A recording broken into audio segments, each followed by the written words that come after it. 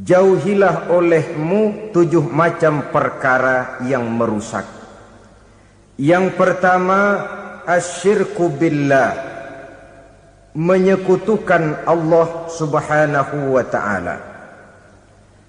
Agama dimulai dari keyakinan, maka kehancuran agama selalu dimulai dari kehancuran keyakinan, iman atau akidah yang dimiliki oleh seseorang. Dan untuk menghancurkan nilai-nilai iman yang kita miliki ini, orang rasanya tidak akan menghantam kita dengan peluru kendali.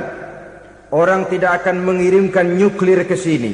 Orang tidak juga akan mengirimkan satuan militernya ke sini. Untuk menghancurkan nilai-nilai iman, dibanjiri kita dengan paham-paham yang merusak dan mendangkalkan akidah. Baik ia bernama materialisme, baik ia bernama sekularisme, baik ia bernama banjirnya maksiat dan munkarat, baik ia bernama banjirnya peradaban dan kebudayaan yang menghancurkan moral daripada anak-anak kita, sedikit demi sedikit melenturkan dan melunturkan nilai-nilai keimanan kita, untuk kemudian pada waktunya nilai iman itu akan bertukar dan berganti menjadi nilai syirik kepada Allah subhanahu wa ta'ala. Atau pada sisi lain, menjadikan yang selain Allah sebagai tujuan akhir daripada kehidupan kita. Sedangkan kita sama-sama maklum bahwa di dalam pandangan agama Islam, dosa yang tidak berampun, dosa yang terbesar, termasuk dalam kategori bapak moyangnya dosa, tidak lain adalah syirik, yakni menyekutukan Allah subhanahu wa ta'ala. Pola penghancuran iman ini memang berstrategi. Ditawarkan kita kepada paham materialisme, paham kebendaan, di mana otak menempati urutan sebagai ranking pertama, Tuhan jatuh pada urutan kedua. Lalu menyusul kepada paham sekularisme, Allah dipisahkan dari seluruh kegiatan hidup ini, untuk pada gilirannya menjadikan yang selain Allah sebagai tujuan akhir daripada seluruh kegiatan hidup kita. Oleh karenanya, kewajiban menjaga nilai-nilai iman ini merupakan kewajiban yang mulia tetapi berat, tidak hanya untuk kita, tetapi juga bagaimana mewariskannya kepada anak-anak kita, generasi yang akan datang. Orang-orang tua bijaksana yang diceritakan di dalam Al-Quran, kalau sudah berpikir tentang anak-anaknya, pertanyaan yang paling mereka risaukan ialah, ma ta'buduna min ba'di. Anakku, kalau pada satu saat aku, ayahmu sudah tidak ada lagi di dunia ini, meninggalkan kamu semua, ma ta'buduna min ba'di, apa yang akan kamu sembah nak? Jikalau sekarang ayahmu masih mau ke masjid, masih mau melakukan ruku' dan sujud, masih beribadah menyembah Allah subhanahu wa ta'ala, kalau orang tuamu sudah tidak ada, ma ta'buduna min ba'di, masihkah engkau mau datang ke masjid? Masihkah engkau mau ruku' dan sujud? Masihkah engkau mau menyembah Allah subhanahu wa ta'ala? Pertanyaan ini yang dipikirkan oleh Nabi Yakub kepada putra-putranya. Pertanyaan ini yang diteruskan oleh Nabi Ibrahim kepada anak-anaknya.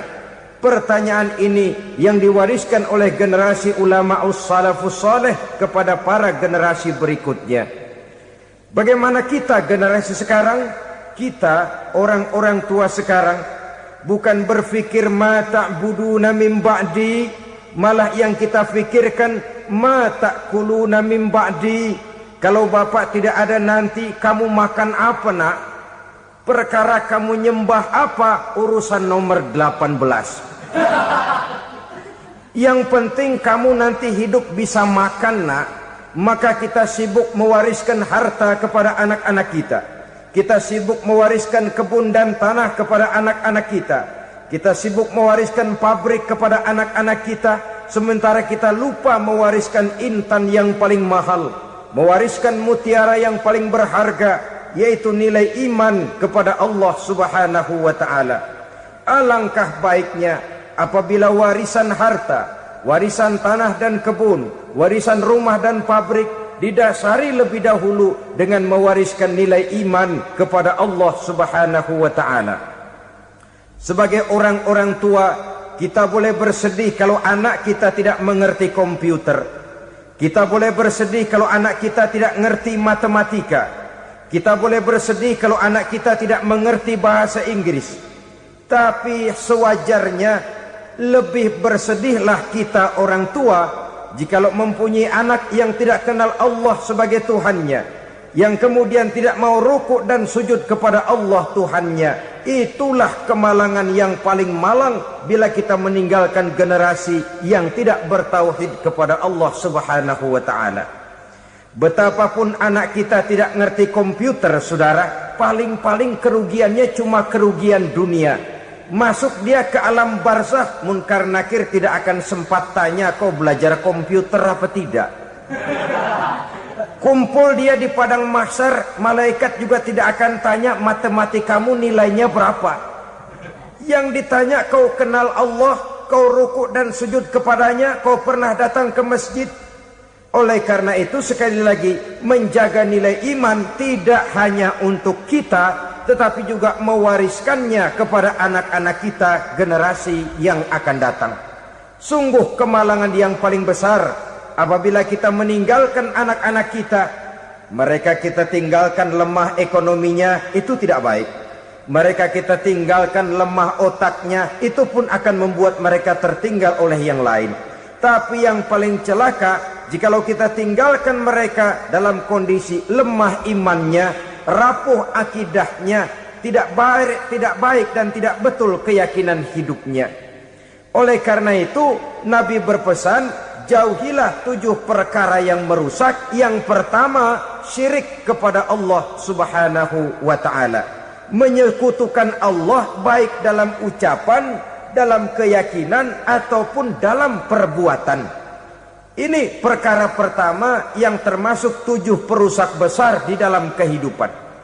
Kalau sudah jatuh kita ke lembah syirik, bagaimanapun banyak kebaikan yang kita kerjakan, berjiwa sosial, bertangan pemurah, gemar menolong orang lain, kalau memang dasarnya syirik, maka seluruh kebaikan kita akan hancur, tidak akan ada nilainya dalam pandangan Allah Subhanahu wa ta'ala. Dalam pandangan manusia, mungkin kita dicatat sebagai orang sosial, gemar menolong orang lain, tidak berpangku tangan melihat orang yang mendapat kesulitan. Tapi oleh karena dasarnya syirik, dasarnya tidak mentauhidkan Allah, maka seluruh nilai kebaikan yang kita kerjakan tidak akan ada nilainya dalam pandangan Allah Subhanahu wa ta'ala. Maka jagalah iman kita, jangan sampai dihinggapi penyakit syirik yang bagaimana kecilnya sekalipun. Sekali lagi, baik syirik dalam bentuk ucapan, syirik dalam bentuk keyakinan, sampai kepada syirik dalam bentuk perbuatan, kita berhindar kepada sifat-sifat yang sedemikian itu. Karena apa? Dalam satu ayat Quran Allah Subhanahu wa ta'ala menjelaskan, innallaha la yaghfiru ayyushraka bih wa yaghfiru ma duna dzalika liman yasha. Allah tidak akan memberi ampun kepada orang-orang yang menyekutukannya, tapi Allah masih mau memberikan ampun kepada dosa-dosa yang selain itu bagi orang-orang yang dikehendakinya. Dosa selain syirik, apabila kita bertaubat, Allah masih mau mengampuni. Tapi kalau sudah jatuh ke tempat syirik, itu sudah dosa yang tidak berampun. Taubatnya tidak lain melepas syirik, kembali kepada tauhid, berkeyakinan bahwa hanya ada Allah Subhanahu wa ta'ala, Tuhan satu-satunya, yang lam yalid walam yulad walam yakul lahu kufuwan ahad.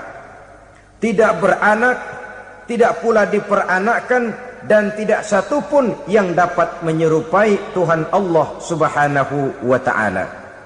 Saudara-saudara kaum muslimin rahimakumullah, bahwa kita di zaman sekarang memang tidak menyembah berhala, ya. bahwa kita tidak berterang-terangan mengatakan Tuhan lebih dari satu, memang. Bahwa kita tidak berkeyakinan Tuhan itu punya anak atau diperanakkan, tentu. Tapi dalam perbuatan dan i'tiqad kita kadang-kadang jatuh tanpa kita sadari ke tempat yang bernama syirik ini. Oleh karenanya, di zaman di mana teknologi makin canggih, di mana kemajuan pembangunan makin menjangkau berbagai aspek kehidupan, diperlukan keseimbangan antara kemajuan fisik material dengan kemajuan mental spiritual. Apabila tidak ada keseimbangan, yang terwujud tentulah kepincangan, yang diawali dengan pincangnya cara kita berpikir, sehingga pada akhirnya akan mengarah kepada pincangnya cara kita berbuat dan bertindak di dalam kehidupan kita. Oleh karena itu Nabi berpesan, jauhilah sifat syirik, karena syirik merupakan dosa yang teramat besar. Ini sifat merusak yang pertama. Yang kedua kata Nabi, wasihra, jauhilah sihir. Sihir ini juga termasuk perkara yang merusak kehidupan. Kita semua sama-sama maklum bahwa sihir sebenarnya bukan persoalan baru. Sejak sebelum datang Islam, sihir itu sudah ada. Di zaman Yunani kuno, sihir ada. Di zaman Mesir kuno, di zaman Cina kuno, dan yang lain-lain yang serba kuno, sihir itu sudah ada. Bahkan para nabi pun, para rasul yang diutus oleh Allah Subhanahu wa ta'ala, senantiasa berhadapan dengan ahli-ahli sihir untuk menguji kebenaran dari misi yang mereka bawa. Sihir adalah perbuatan di luar kebiasaan yang bisa dikerjakan oleh ahlinya dengan bantuan jin atau setan. Hukum mempelajari sihir adalah haram, mengamalkannya lebih haram lagi. Sebab itu saudara-saudara, sihir merupakan perbuatan merusak yang harus kita jauhi. Ciri-ciri daripada perbuatan sihir, pertama, ia mengandung tipuan, bayangan khayal. Di zaman Nabi Musa misalnya, orang melihat tambang-tambang itu seperti ular. Nabi Musa melayangkan tongkatnya menjadi ular-ular besar yang memakan ular-ular kecil ciptaan tukang-tukang sihir Fir'aun tadi.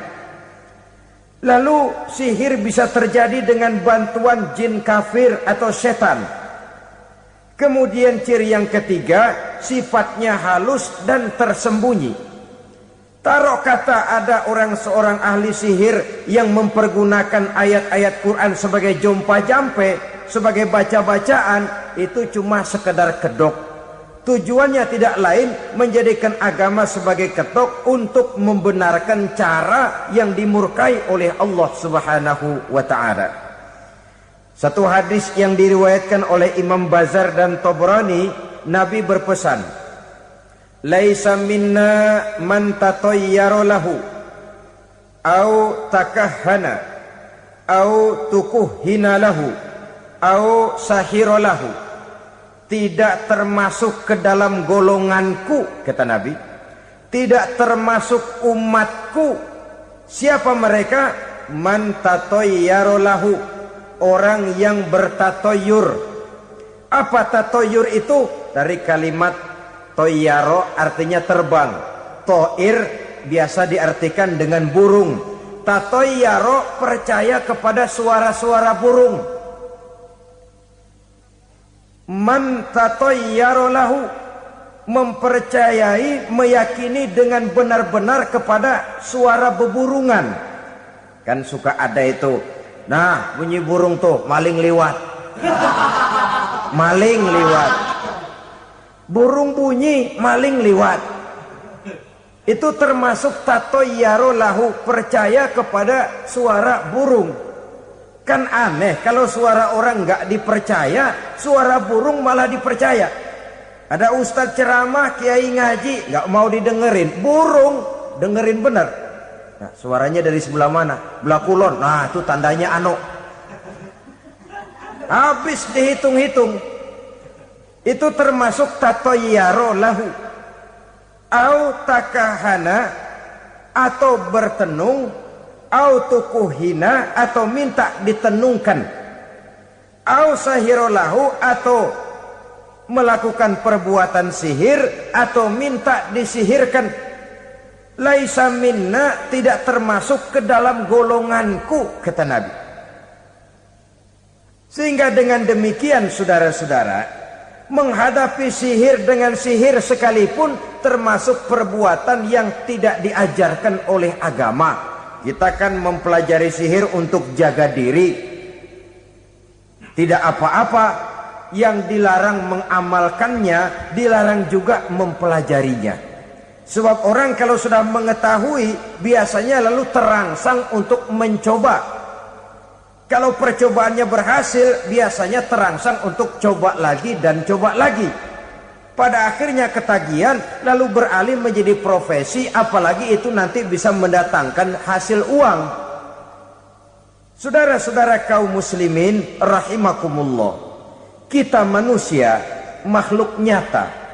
Kita hidup di alam nyata, terikat oleh sunnatullah, causality.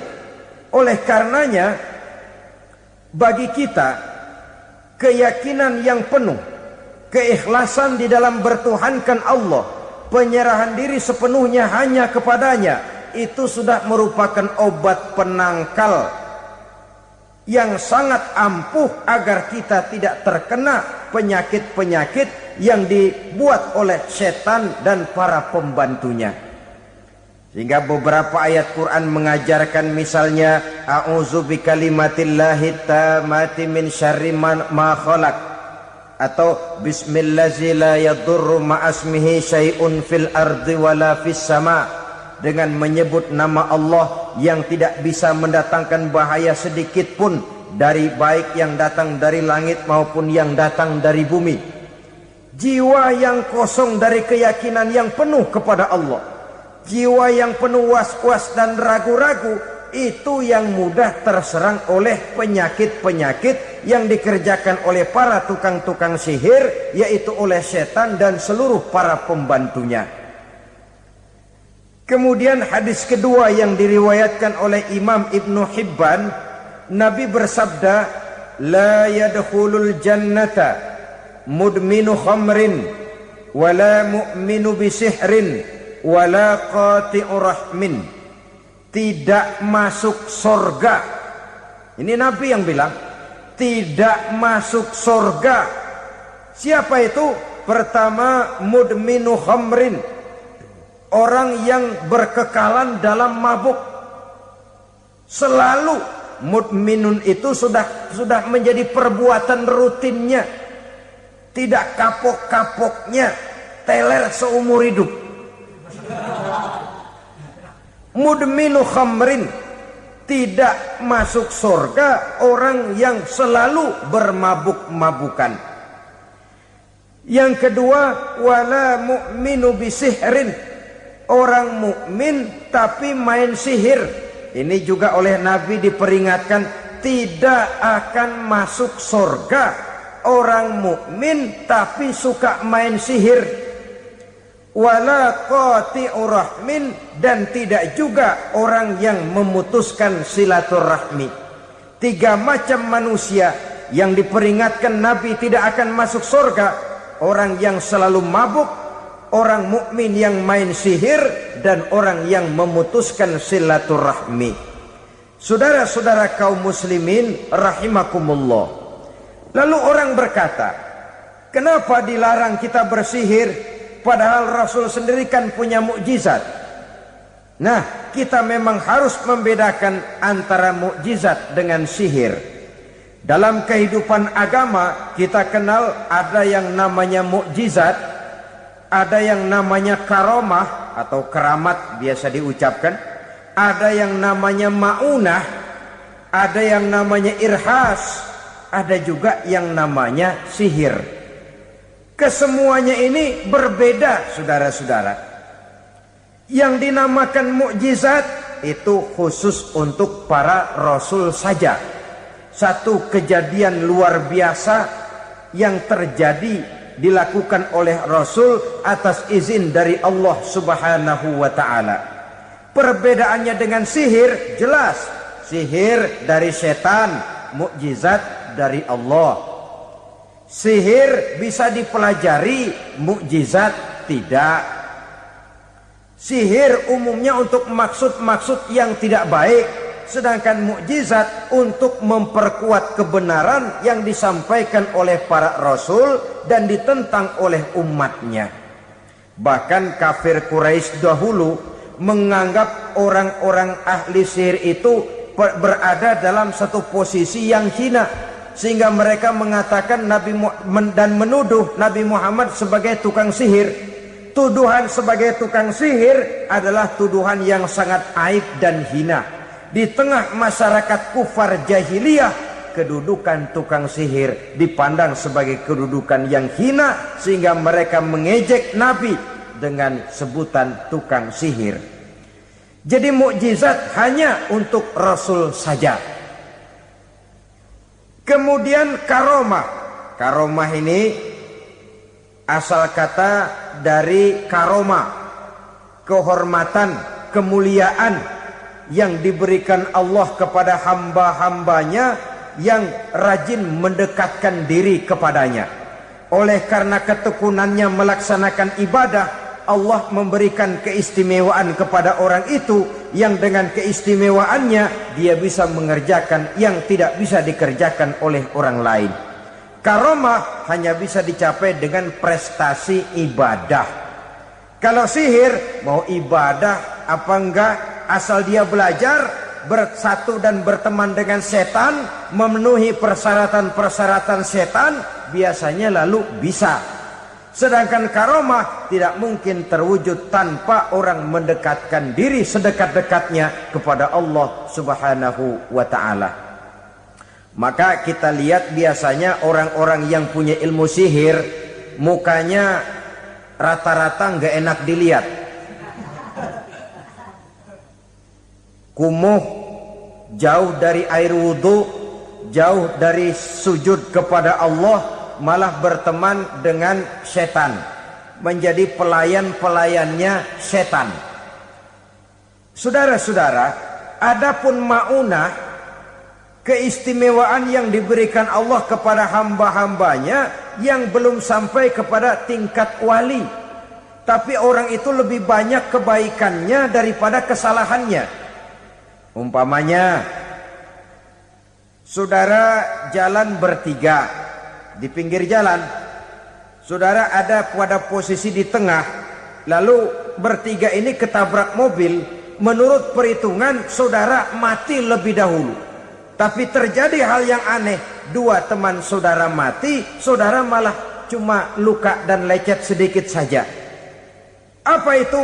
Kalau kita lebih banyak kebaikannya daripada kesalahannya, itu yang dinamakan ma'unah, pertolongan yang diberikan Allah kepada hamba-hambanya yang lebih banyak kebaikannya daripada kesalahannya. Sedangkan yang dinamakan irhas, kejadian luar biasa pada diri seseorang pada waktu dia masih kecil, yang menunjukkan tanda-tanda keistimewaannya. Itu umumnya pada para nabi pada usia kecilnya sudah ada irhas, tanda-tanda istimewa. Jelas baik mukjizat, karomah, maunah maupun irhas berbeda dengan sihir. Sihir ini jelas saja merupakan bantuan dan persekutuan antara manusia dengan setan. Padahal setan, kata Allah dalam Al-Quran, innahu lakum aduwwum mubin, sesungguhnya setan bagi kamu adalah musuh yang sangat jelas. Saudara-saudara kaum muslimin rahimakumullah, di zaman sekarang dalam menghadapi beban kehidupan yang makin pelik, menghadapi stres yang tidak kunjung selesai, menghadapi persoalan-persoalan yang teramat berat, orang sering mencari jalan keluar kepada hal-hal yang menurut pendapatnya bisa meringankan beban moralnya itu. Pergilah dia mencari sesuatu yang dapat meringankan bebannya. Dan tidak jarang yang jatuh ke pangkuan tukang-tukang tenung, ke pangkuan tukang-tukang sihir, yang mereka itu oleh Quran dijelaskan kadzabal munajjimun walau sodaku. Tukang-tukang tenung, tukang-tukang sihir, mereka itu bohong walaupun benar. Maksudnya bohong walaupun benar artinya kalau yang mereka kerjakan benar, itu sih kebenaran. Benar dengan kebenaran itu lain. Kebenaran, kebetulan bisa, tapi tidak untuk selalu. Apalagi kalau itu sudah membahayakan kehidupan orang lain. Jadi oleh karena itu Nabi berpesan, jauhilah daripada sihir. Kalau sudah jauhilah dari sihir artinya ya jauhilah daripada mempelajarinya, jauhilah daripada bergaul dengan orang-orang yang ahli di bidang itu, karena dari pergaulan segalanya bisa menular. Baiklah saudara, ini yang kedua.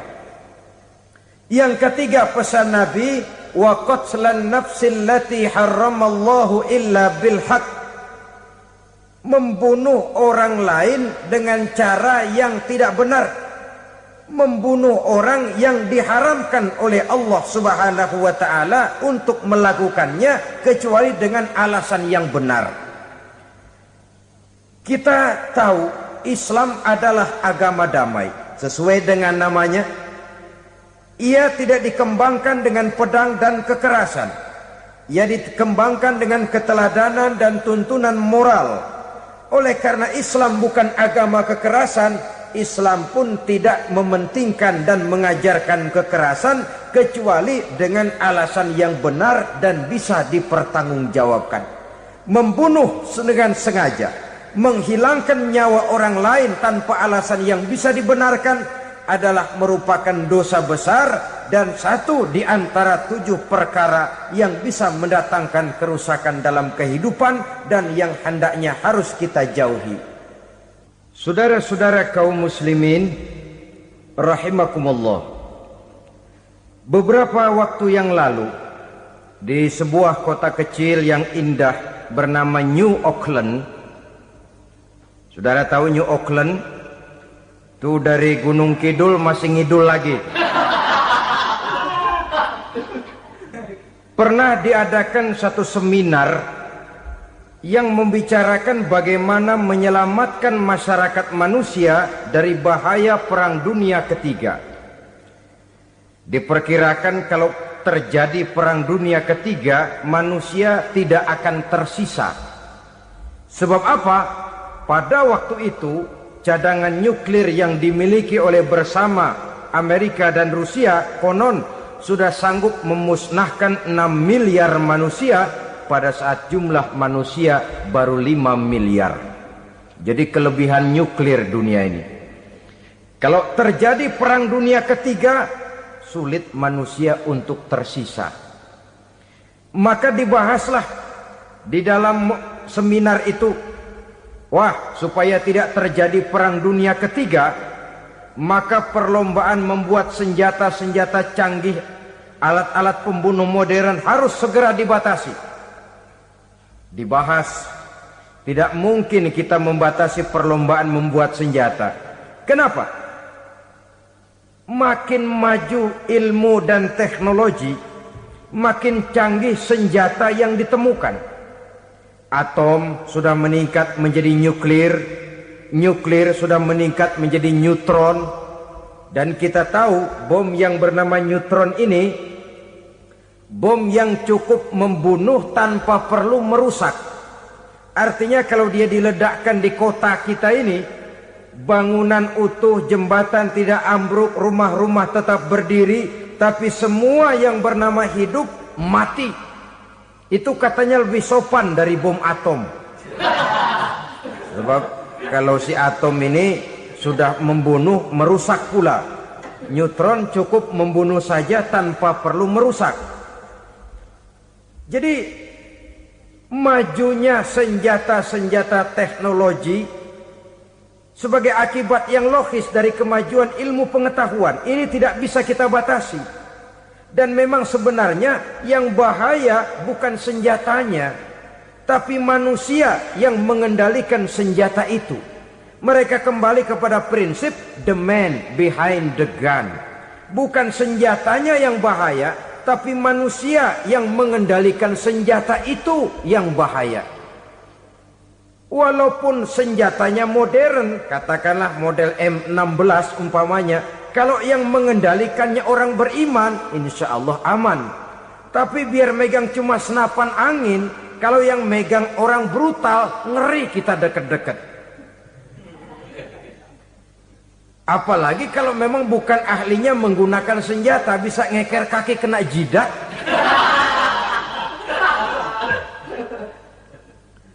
Mereka kembali kepada prinsip lama yang tetap baru. Bukan senjatanya yang harus dibatasi, manusia yang mengendalikan senjata itu yang perlu dibicarakan. Nah, kalau begitu, agar manusia tidak mempergunakan senjata sewenang-wenang, apa yang harus kita lakukan? Ya, manusianya harus bermoral. Ya, tapi moral yang mana? Di dunia ini banyak ajaran tentang moral. Itu pun mudah saja. Di sini kan kita undang saja ahli dari berbagai agama untuk membicarakan konsep perdamaian menurut agamanya masing-masing.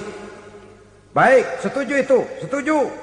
Maka tampillah para ahli agama, mereka kembali kepada prinsip moral daripada konsep yang terkandung di dalam ajaran agama untuk menegakkan perdamaian. Mula-mula naiklah ahli dari agama Hindu.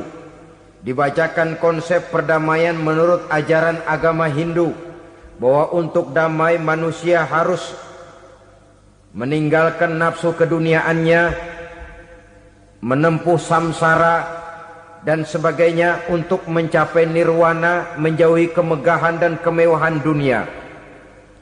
Ini lalu dibahas, rasanya juga tidak mungkin ini. Kemudian dari agama Nasrani, bahwa untuk damai manusia harus menciptakan sifat kasih sayang. Kalau ditampar pipi kiri, berikan pipi yang kanan. Kalau diberikan selendang, berikan baju. Nanti orang kasihan, lalu dia tidak akan nampar lagi. Ketika ini dibahas, ternyata rasanya pun tidak mungkin bisa diterima. Karena apa? Di zaman sekarang orang ditampar pipi kiri, dikasih pipi kanan. Bukan kasihan, gemes. Damai belum tentu, bonyok udah jelas. Lalu ketika dibacakan konsep perdamaian menurut Quran, di mana disampaikan ayat wa jazaa'u sayyi'atin sayyi'atun misluha faman afa wa aslaha fa ajruhu 'ala Allah. Balasan terhadap satu kejahatan adalah kejahatan yang seimbang. Tetapi barang siapa yang memberi maaf dan mencari jalan damai, itulah yang terbaik dan akan mendapat pahala dari Allah Subhanahu wa ta'ala. Kamu tidak salah ditampar pipi kirimu, tampar lagi pipi kirinya sekeras dia menampar pipi kirimu. Nanti orang tidak mau menampar kita karena dia tahu kalau dia tampar kita, dia akan menderita tamparan sekeras dia menampar kita. Akan terjadilah prinsip saling hormat menghormati, tidak saling ganggu, tidak saling usil, tidak saling jahil. Atas dasar ini perdamaian bisa ditegakkan. Mereka bisa menerima konsep ini, tapi kemudian seminar ditutup tanpa satu keputusan resmi. Kenapa? Terus terang mereka kagum dengan konsep Islam. Tapi sentimen lama terhadap nilai-nilai Islam telah menutup mata mereka untuk menerima kebenaran dari ajaran Al-Quranul Karim. Saudara-saudara kaum muslimin rahimakumullah, kembali kita kepada persoalan pokok. Roh adalah dari Allah. Dia akan kembali kepada Allah, milik mutlak dari Allah. Tidak pantas kita merampasnya dari orang lain. Tidak wajar kita menghilangkannya tanpa alasan yang dibenarkan oleh agama. Di zaman sekarang, akibat persaingan hidup yang makin tajam, lapangan kerja yang makin sulit, tensi ekonomi yang makin tinggi, atau karena nilai moral yang makin rendah, atau juga karena rapuhnya pegangan orang kepada agama, nyawa rasanya sudah sedemikian murahnya. Berbagai kasus membuat berdiri bulu roma kita. Ada mayit, ada manusia dipotong 6, dicincang macam kambing. Ada yang dipotong 5, ada yang dipotong 13, dikardusin, dibuang ke tempat sampah. Inna lillahi wa inna ilaihi raji'un. Gejala apa ini? Kanibalisme. Manusia sudah demikian sadisnya, manusia sudah sedemikian buasnya, sehingga sesama manusia diperlakukan seperti hewan. Padahal hewan sendiri belum pernah macan makan macan, bagaimanapun buasnya macan. Belum pernah serigala memakan serigala, bagaimanapun brutalnya serigala. Tetapi manusia makan manusia di zaman sekarang kadang jadi kenyataan dalam kehidupan kita. Kadang persoalannya remeh saja. Soal uang 200 perak, pisau bicara, nyawa melayang. Soal rokok sebatang, celurit bicara, nyawa melayang. Soal-soal yang sama sekali tidak prinsip, begitu mudah kita menghilangkan nyawa orang lain. Padahal Nabi pernah memperingatkan, apabila 2 orang muslim sudah berkelahi dan berbunuh-bunuhan, al-qatil wal maqtul finnar, yang membunuh dan yang terbunuh dua-duanya neraka. Sahabat heran, ya Rasul, kalau yang terbunuh, kalau yang membunuh masuk neraka itu sih wajar, tapi yang terbunuh kenapa neraka juga? Beliau menjawab, dua-duanya sudah punya niat untuk saling membunuh. Niatnya itu yang diponten. Yang terbunuh cuman lagi apes aja, keduluan dia. Umpama tidak terbunuh, pasti dia yang akan membunuh. Oleh karenanya al-qatil wal maktul, yang membunuh dan yang dibunuh finnar, dua-duanya masuk ke dalam neraka. Islam menghormati kehidupan. Tidak hanya terbatas kepada sesama muslim, orang-orang yang berlainan agama pun yang mau hidup berukun, damai, berdampingan dengan umat Islam, jiwa mereka, darah mereka dilindungi oleh nilai-nilai Islam yang disebut dengan kafir zimmi ini. Mengganggu mereka sama saja dengan mengganggu aku, kata Nabi. Jadi oleh karena itu, sayangilah sesama. Kehidupan adalah anugerah Allah, bukan wewenang kita untuk mencabutnya dari orang lain. Bukan wewenang kita untuk merampas dan menghilangkannya dari orang lain. Apa yang tidak enak terjadi pada diri kita, begitu pula lah apabila terjadi pada diri orang lain. Sehingga Nabi mengatakan, la yu'minu ahadukum hatta yuhibba li akhihi ma yuhibbu li nafsihi. Belum dikatakan beriman seseorang kamu apabila dia belum mencintai saudaranya seperti ia mencintai dirinya sendiri. Apa yang enak dirasakan oleh orang lain, enak juga dirasakan oleh dia. Mengukur orang lain dengan diri sendiri. Kalau orang lain tanpa salah saya fitnah, kalau saya tanpa salah difitnah orang, enak apa enggak? Enggak, orang lain juga begitu. Kalau orang lain tanpa salah saya tempeleng kepalanya, enak apa tidak? Tidak. Orang lain juga begitu. Yang tidak enak terjadi pada diri kita, tentu tidak enak juga kalau terjadi pada orang lain. Mengukur orang lain dengan diri sendiri, sehingga tidak timbul sifat egois, tidak menari di atas bangkai orang lain, tidak mendirikan kebahagiaan di atas untayan air mata orang lain. Sehingga dengan demikian saudara-saudara, dia bisa menghormati kehidupan, menghormati orang lain sebagaimana dia ingin dihormati. Inilah perbuatan ketiga yang merusak, membunuh orang lain dengan yang diharamkan Allah tanpa alasan yang benar. Yang ketiga. Kemudian yang keempat, perbuatan merusak wa aklar riba, makan riba. Hidup adalah tolong menolong. Bahasa kerennya take and give katanya. Saling memberi dan saling menerima. Nabi mengajarkan, man kuraba kurbatan min kurabid dunya karaballahu lahu kurbatan min kurabi yaumal qiyamah wallahu fi aunil abdi madamal abdu fi auni akhihi. Siapa yang meringankan beban dari beban-beban yang dirita seseorang di dalam kehidupan dunia, Allah akan meringankan bebannya daripada beban-beban yang harus dipikulnya di hari kiamat nanti. Wallahu fi aunil abdi madamal abdu fi auni akhihi.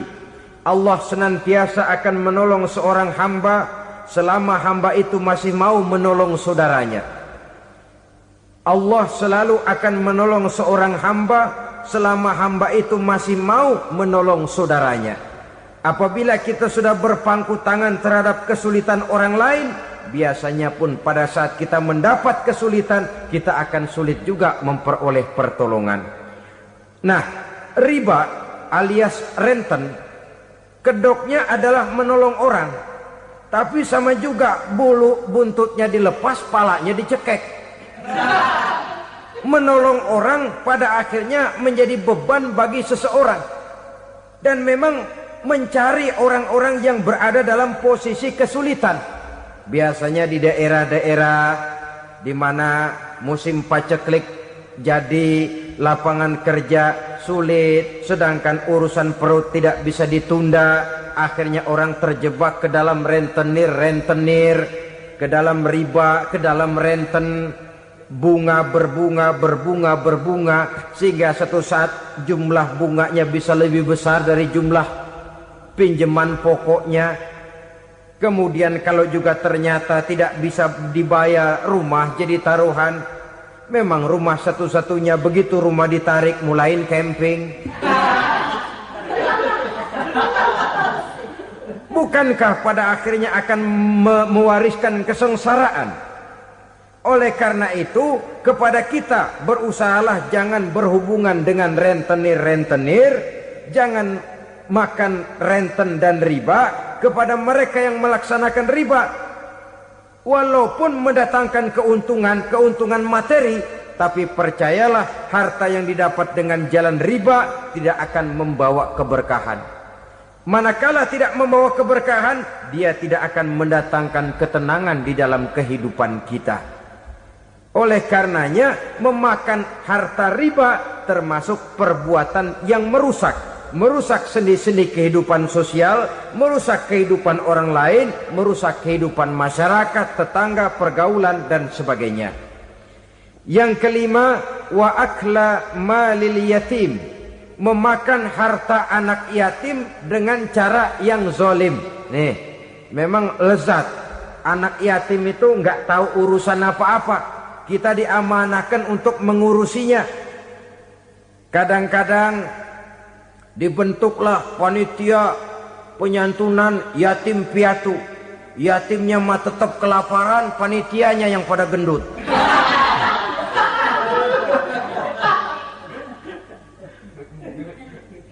Padahal memakan harta anak yatim termasuk perbuatan dosa besar. Dan menjantuni yatim merupakan perbuatan mulia. Nabi mengatakan, ana wa kafilul yatim kahataini yaumal qiyamah. Aku dan orang-orang yang menyantuni anak yatim seperti dua jari ini pada hari kiamat nanti. Dekat sekali. Jikalau ingin di hari akhir nanti dekat dengan Rasul, bersahabatlah dengan anak-anak yatim. Jadilah pengurus anak-anak yatim. Bangunlah panti-panti asuhan yatim. Pada saat bapak ibunya meninggal, kitalah yang menjadi orang tuanya. Bahkan sedemikian besar perhatian Islam terhadap anak-anak yatim ini, sehingga Quran memberikan peringatan, ara'aital ladzi yukadzibu biddin fadzalikal ladzi yad'ul yatim wa la yahuddu ala ta'amil miskin. Tahukah kamu siapa orang yang mendustakan agama? Beragama tapi dianggap dusta, solatnya dusta, puasanya dusta, karena agamanya sudah berdusta. Siapa mereka? Fazalikal ladzi yad'ul yatim, orang yang menyia-nyiakan anak yatim. Wala yahuddu ala ta'amil miskin, dan tidak pernah memberi makan kepada orang-orang yang menderita kemiskinan. Menyia-nyiakan, meninggalkan anak yatim termasuk perbuatan yang divonis kita sebagai orang yang mendustakan agama. Saudara-saudara kaum muslimin rahimakumullah, maka sangat dicela mengeksploitir anak-anak yatim, menjadikan mereka sebagai kedok untuk mencari kekayaan pribadi. Tetapi jikalau ikhlas, ganjarannya sangat besar, nilai pahalanya sangat besar. Menyantuni yatim tidak hanya setahun sekali. Kalau Muharram pakai istilah lebaran yatim, dibentuklah panitia, diberilah beras, uang 45.000 rupiah, alhamdulillah. Tapi jangan lupa, si yatim tidak hidup cuma satu hari. Dia tidak hidup cuma di bulan Muharram saja. Dia hidup 12 bulan dalam setahun. Sebagaimana anak-anak yang lain, dia juga berhak punya masa depan. Dia juga berhak menikmati bangku sekolah. Dia berhak mengenyam arti dan makna pendidikan. Dia berhak membekali diri dengan ilmu dan pengetahuan, seperti halnya anak-anak yang lain. Maka kita yang diberikan keluasan oleh Allah, ingatlah itu, bersahabatlah dengan anak-anak yatim, santuni mereka. Perkara setahun sekali di bulan Muharram, alhamdulillah, itu bagus, bin Thayyib alias baik. Tapi tentu dan tentu sekali lagi, si yatim tidak hanya hidup di bulan Muharram. Dia hidup 12 bulan dalam setahun, 24 jam dan di dalam sehari. Oleh karenanya, menyia-nyiakan mereka pada saat posisi kita memang mampu akan memojokkan kita dalam satu posisi di mana kita dianggap sebagai orang yang mendustakan agama, memakan harta anak yatim dengan cara yang zolim. Bapaknya udah meninggal, kebunnya lebar, anaknya dikelecehin. Nah, dah kamu gak usah pusing, nanti saya yang ngurus. Akhirnya bukan ngurus, nguras. Si yatim mungkin tidak tahu bahwa dia disia-siakan, haknya diambil, miliknya dizolimi. Tapi Allah yang akan membalasnya dengan seadil-adilnya. Maka makan harta anak yatim biasanya balasannya tokcer bin paten. Nggak banyak selang tempo itu, nggak percaya cobain dah. Nyobain aja kan nggak bayar, umpama memakan harta anak yatim dengan cara yang zolim, ganjarannya biasanya kontan. Kenapa? Ratapan si miskin, untayan air matanya, jeritan kepedihan hatinya, membuka pintu langit, permohonannya diijabah, getaran hatinya didengarkan oleh Allah, maka balasannya biasanya kontan, spontan, tidak menunggu waktu terlalu lama. Itu di dunia, belum lagi di akhirat nanti. Bukankah dalam riwayat Mi'raj diceritakan Nabi melihat di neraka itu orang perutnya sebesar rumah? La haula wala quwata. Itu perut kayak rumah, bagaimana jalannya tuh orang?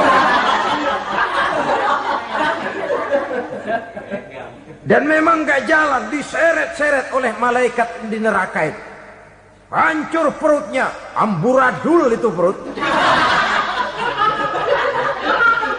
Berantakan isinya, dibulatkan lagi, diseret lagi, hancur lagi, dibulatkan lagi. Sampai Nabi tanya, orang itu begitu berat siksanya kenapa ya Jibril? Itu Muhammad, waktu di dunia dulu rakus banget makan harta anak yatim. Begitu vonisnya, begitu menyedihkan nasibnya di akhirat. Tapi di dunia pun ketidakberkahan itu sudah membayangi kehidupannya. Oleh karena itu, kepada saudara-saudara yang mendapat titipan anak yatim, berbahagialah, karena semulia-mulia rumah adalah rumah yang di dalamnya ada anak yatim yang disantuni. Sehina-hina rumah adalah rumah di mana di dalamnya ada anak yatim yang disia-siakan. Begitu kata Nabi kita. Rumah yang paling mulia dalam pandangan Allah, rumah yang di dalamnya ada anak yatim yang disantuni. Rumah yang paling hina dalam pandangan Allah, rumah yang di dalamnya ada anak yatim yang nasibnya disia-siakan. Berbahagialah saudara apabila menjadi penyantun anak-anak yatim, pelindung mereka, sehingga mereka mempunyai masa depan sebagaimana anak-anak lainnya. Rasulullah sendiri sedemikian peka terhadap keadaan anak-anak yatim, karena beliau sendiri memang mengalami umur 6 bulan dalam kandungan ibu, beliau sudah ditinggalkan oleh ayahnya. Pada saat berusia 6 tahun ibu sudah meninggal. Yatim piatu dalam usia di mana beliau sedang perlu belas kasih seorang ibu dan pengertian seorang bapa. Kepekaan itu lalu timbul, bahkan kemudian sampai kepada beliau berkata, aku dan orang yang menyantuni anak yatim seperti jari tengah dan jari telunjuk di hari akhirat nanti. Sedemikian dekatnya. Baiklah ya, jadi yang kelima, memakan harta anak yatim. Jauhi karena ini perbuatan yang merusak. Yang keenam, watawalli yaumaz zahfi, melarikan diri pada hari pertempuran. Apa ini? Khianat. Tidak konsekuen dengan konsep perjuangan. Pada mulanya keras benar teriak, berantas korupsi, ganyang korupsi. Cuma karena belum dapat giliran. Begitu dia naik dapat kesempatan, korupsinya lebih edan dari yang diteriakinya. Ini termasuk tawalli yaumaz zahfi, berpaling pada hari peperangan. Di saat menghadapi musuh, kalau belum kelihatan musuh, teriaknya nyaring bener. Jangan takut demi kebenaran sampai titik darah yang paling penghabisan. Musuh belum kelihatan. Begitu musuh sudah kelihatan, paling dulu lari ke belakang.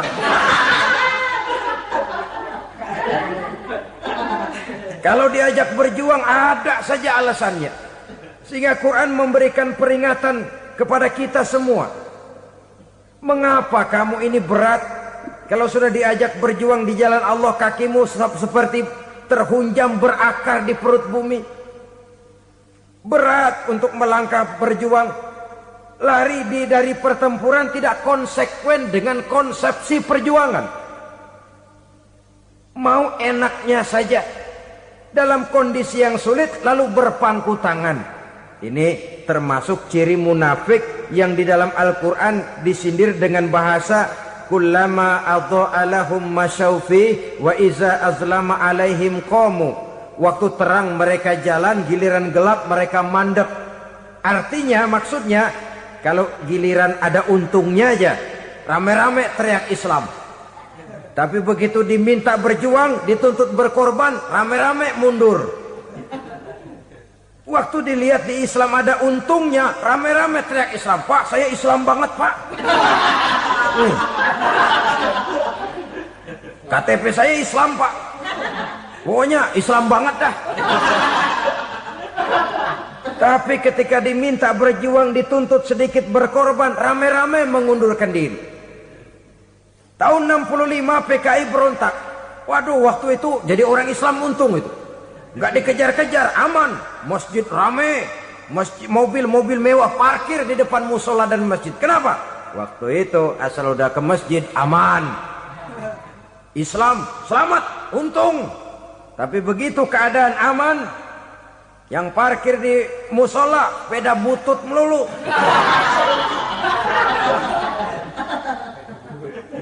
Waktu terang mereka jalan, waktu gelap mereka berhenti. Dikala di Islam ada untungnya, baru wah Islam bagus, Islam hebat. Tapi waktu dilihat ada kerugian, jangan bawa-bawa Islam dah. Jangan bicara soal Islam, ini kan bukan soal agama. Bukan soal agama. La haula wa la quwata illa billah. Beragama kita ambil talfik fid din, mengambil yang enteng-enteng saja dalam urusan beragama ini. Tidak konsekuen kita dengan Islam kita. Seolah kita mau memilih mana yang terasa cocok sama selera kita, kita teriak Islam. Beratan aja dikit, rame-rame berpaling. Itu termasuk tawalli yaumaz zahfi. Para pengkhianat, mental-mental hipokrit yang tidak mau konsekuen menghadapi segala bahaya.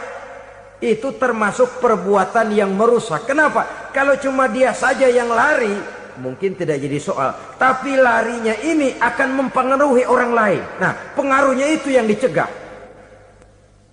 Sebab kalau satu sudah mulai lari, yang lain mulai ngelirik.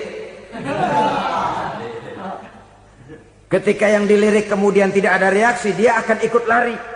Artinya apa? Seorang muslim harus konsekuen dengan konsep perjuangannya, dengan keyakinan keagamaannya, dan tidak memilih yang enak-enak saja di dalam kehidupan beragama.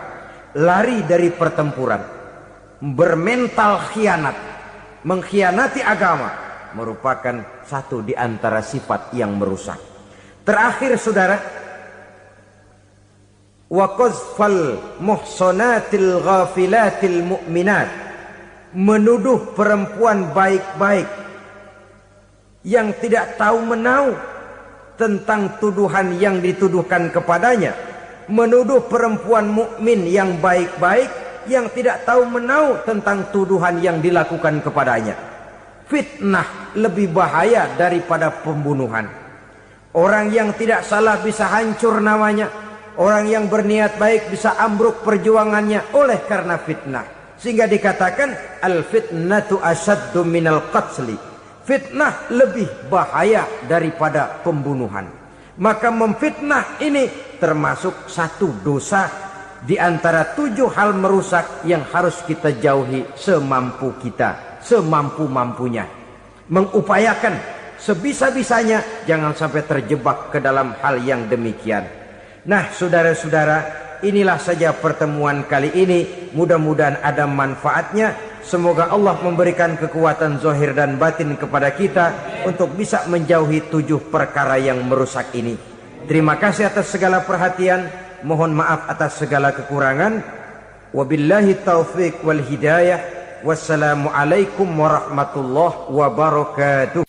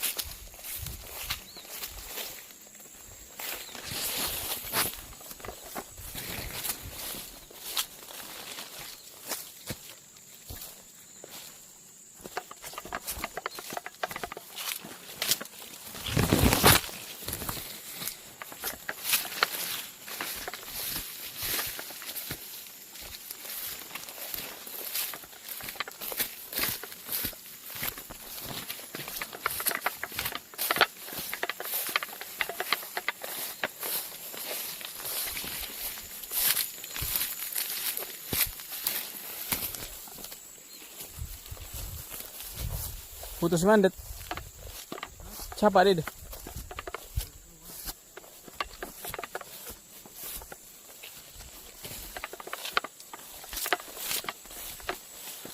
Pasar naning, kau samping ke depan kau betul naning. Naningnya masih aktif kali.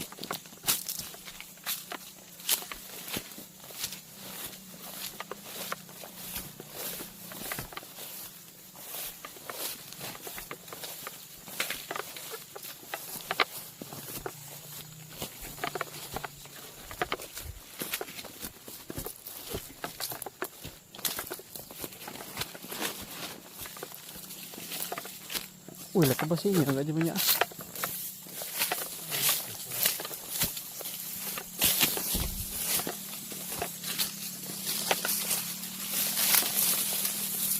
Ini tetap.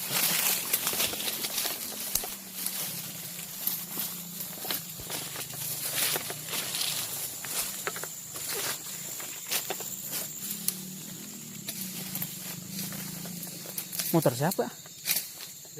Motor. Pada mana seru tua?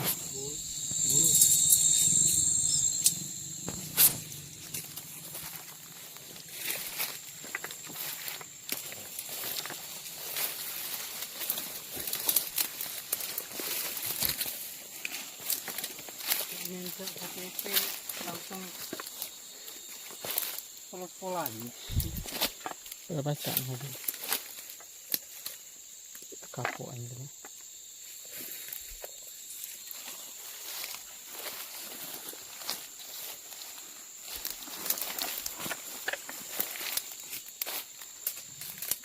Oh, capak sini, Det.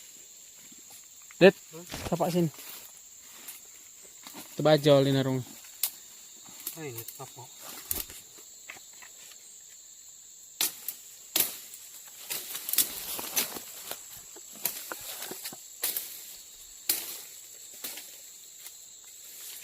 Anaknya di Solo tuh loh.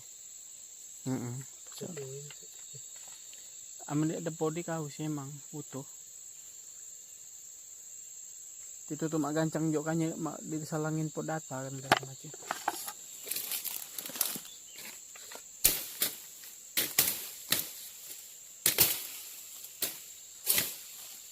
Di sini dia yang KTP Ada body.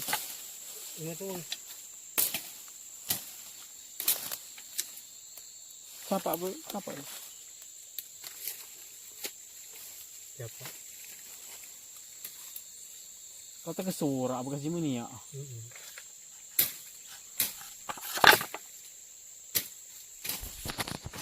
Sampai.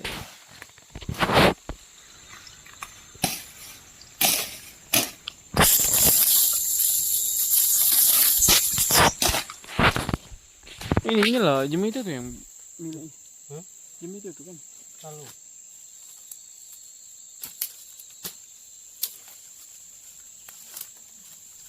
KTP nggak lain. Mix saja, nggak cukup.